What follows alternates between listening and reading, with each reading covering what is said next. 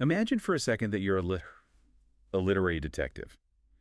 You get handed this stack of ancient travel journals, military reports, things like that, from a civilization that's been gone for, 1,000 years. Mm-hmm. And your only job, is to draw a map of their world.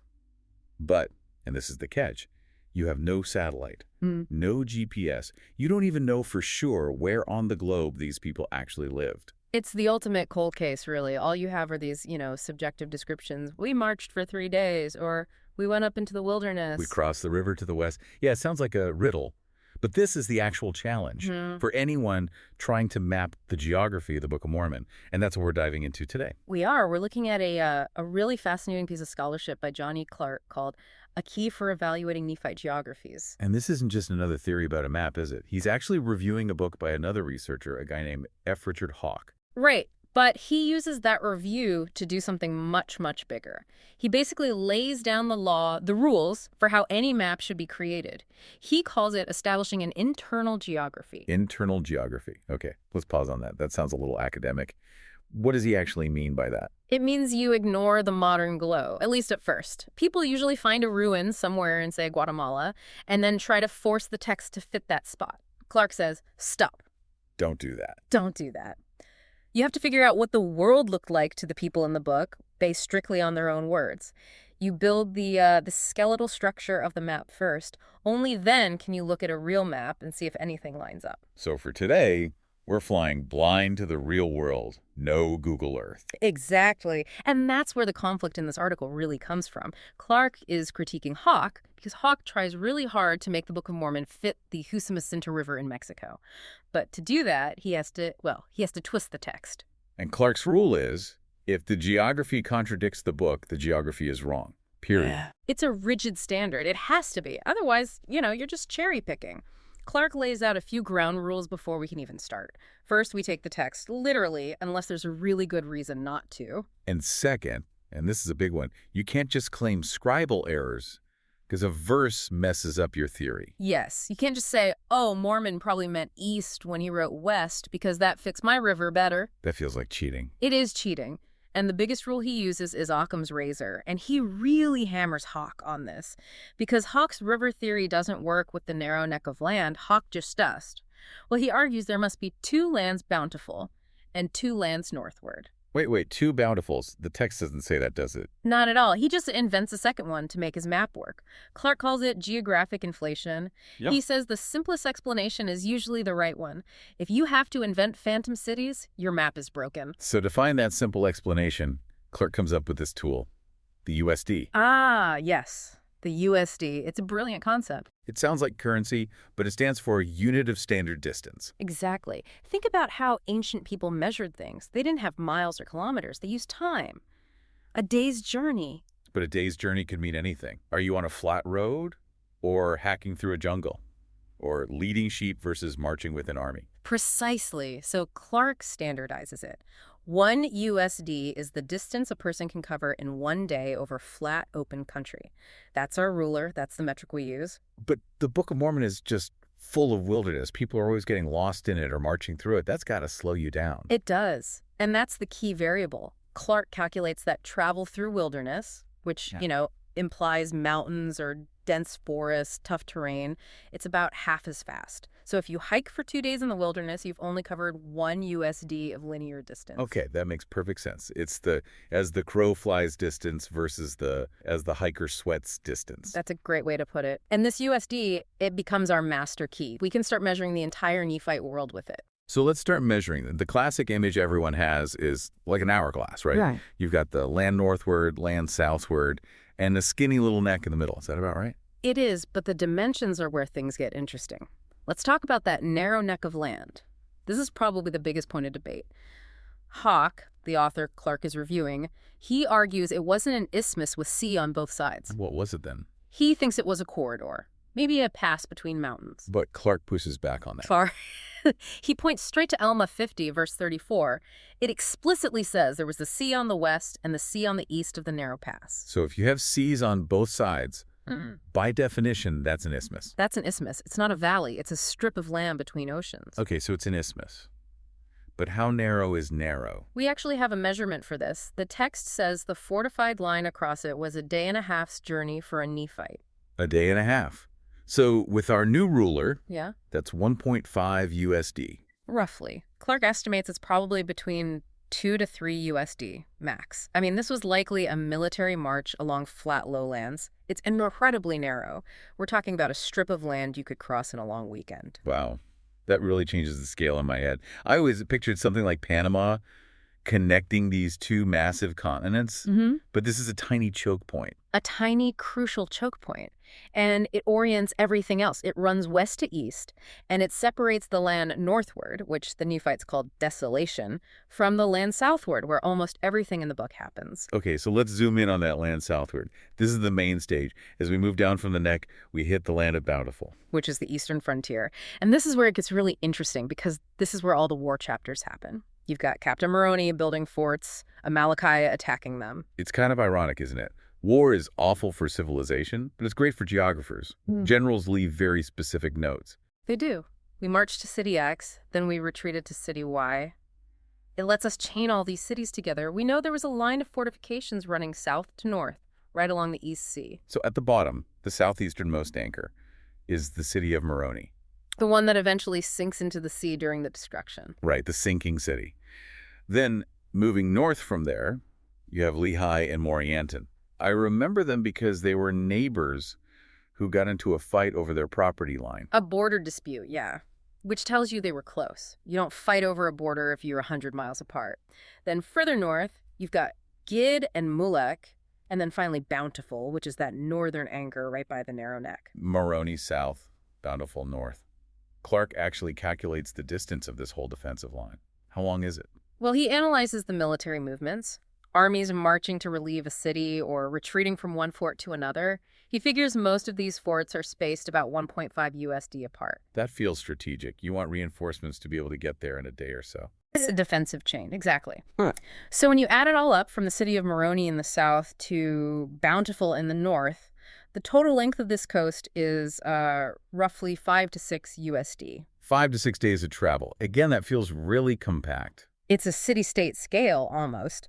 But that's just the east coast. Now we have to look at the southern border. This is the line that separated the Nephites and Zarahemla from the Lamanites down in Nephi. And there's a really important feature here, the narrow strip of wilderness. Yes. This is different from the narrow neck. This is a strip of wilderness running east to west all the way across the continent. It's like a natural wall. Nephites to the north, Lamanites to the south. And guarding this border right in the middle is the city of Manti. Manti is the key. It's near the headwaters of the River Sidon, so the river starts there and flows north. Clark estimates the width of this whole southern border from the East Sea past Manti to the West Sea is about 11.5 USD. Let me get this straight in my head. The east coast is about 5 or 6 USD tall. Southern border is about 11.5 USD wide. So the land is a rectangle wider than it is tall. Roughly, yeah. And we can kind of confirm that by looking at the western coast. The Nephites didn't talk about this area much. Clark calls it the wilderness side. Right, they seem to be East Coasters. The West was the wild frontier. It was. The main city over there was Melek, by the borders of the wilderness, and north of that you had Ammonihah, the city that got destroyed, and Noah. But what's fascinating is that the western wilderness was formidable. The text implies the Lamanites couldn't just march through it anywhere they wanted.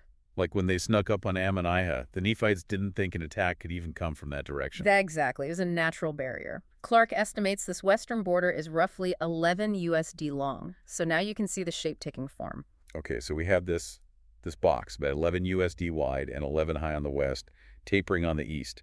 But we have to talk about the middle, the central axis, the route from the Lamanite capital, Nephi, up to the Nephite capital, Zarahemla. And the most important word you just used is up. Right. In the Book of Mormon, you always go up to Nephi and down to Zarahemla. And that has nothing to do with north and south on a compass. It is purely elevation. This is vital. Nephi is in the highlands, a mountain valley. Zarahemla is in the lowlands, a river valley. If your proposed map gets that wrong, it's out. And the river Sidon flows from the south, near Mandi, north past Zarahemla. Correct. Now, figuring out the distance between these two capitals, Nephi and Zarahemla, it's a great little logic puzzle. We have the story of Alma the Elder. He flees from King Noah in Nephi. He goes to the waters of Mormon, then Helam, and finally gets to Zarahemla. The text says the whole trip took, what, 21 days? Right. So your first instinct is to say, okay, 21 USD. But Clark says, not so fast. Alma wasn't just, a solo traveler on a highway. No, he was leading a whole group of refugees, men, women, children, flocks. And they were hiding from armies. They were wandering. They were moving very, very slowly. So Clark standardizes their travel. He corrects for the winding path and the slow pace. And when he straightens out the line, he estimates the direct distance from Nephi to Zarahemla is only about 11 USD. 11 USD. So an 11-day swift journey. But wait, there's a story that suggests that journey was incredibly hard if you didn't know the way. The story of Limhi's explorers. This is one of my favorite parts of Clark's analysis. It really is the Sherlock Holmes clue, isn't it? King Limhi is trapped in Nephi. He sends some men north to find Zarahemla and get help. They're gone for days. They get lost. They get completely lost. They miss Zarahemla entirely. They go right through the narrow neck without realizing it, and they find a land full of dry bones and ruins. The Jaredite ruins. Yeah. The hill Rama or Cumorah. Exactly. And then they turn around, come all the way back, and tell Limhi, well, we found Zarahemla, but everyone's dead. They were wrong, of course. But think about what that means geographically. It means they walked right past a major capital city and didn't see it. How do you miss a city like Zarahemla in a river valley? You'd think there'd be roads, farms, trade routes, something leading to it. It proves that there was a massive, difficult eastern wilderness between the land of Nephi and the land of Zarahemla. It wasn't a straight shot. It was wide, dense, and had no clear highway. The fact that they got lost tells us more than if they had found it. That's such a cool piece of deduction. The clue is in what didn't happen. The area between the capitals isn't a highway, it's a jungle maze. Exactly. It fills in the blank spaces on our map with dense wilderness, which explains why these two civilizations could exist so close to each other without constant interaction. So if we put all these pieces together, Mm-hmm. what does our final map look like? You've got a quadrilateral, a four-sided shape. That's the land southward. It's got the sea on the east and west, wilderness on the south, wilderness on the north. It's roughly 11 USD wide and 11 USD long on the western side, but it kind of tapers at the top into that hourglass neck. And this isn't just for fun. Clark says this is a filter. That's the key in his title. This elemental geography is a tool. If someone shows you a new map, you overlay this skeleton. Does their map have a narrow isthmus? Does their river flow north? Do the travel times match the USD ratios? Right, if their map shows the narrow neck is 100 miles wide or their riverside and flows east. Clark says you have to reject it. It doesn't fit the internal evidence. It's a disciplined way to weed out the theories that, don't start with the text. Before we wrap up, there was one detail about the Waters of Mormon that I found just absolutely mind-blowing. Ah, yes. The beautiful Highland Lake. Clark makes a deduction here I'd never considered. We know the Waters of Mormon were near a city called Jerusalem. Not the one in the Bible, but a Lamanite city in the land of Nephi. Right. And we know from 3rd Nephi, during the Great Destruction, the city of Jerusalem was covered by water. The text says waters came up in the stead thereof. Came up. That's a strange phrase.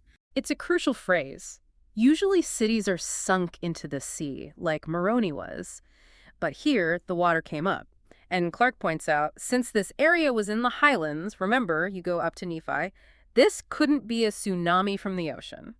So where did the water come from? It suggests the Waters of Mormon was a large highland lake, and during the earthquake, the lake bed shifted, or maybe a landslide blocked its outlet, and the water level rose drastically and just drowned the city next to it. That is a very specific geographical fingerprint. If you're looking for a real-world spot, you're not just looking for any lake. You're looking for a highland lake with a geological history of rising and covering the land next to it. It connects the geography to the geology. It gives you something concrete to look for. It's not just about matching names. It's about matching the behavior of the land itself. I love that. It's a perfect example of how reading closely, really closely, can reveal things you've read 100 times but just never noticed. It makes the text feel 3D. And that's the whole point of this, really. The map isn't just lines on a page, it's the stage. And understanding the stage helps us understand the story. When you know how hard it was for Alma to cross that wilderness, his journey means more.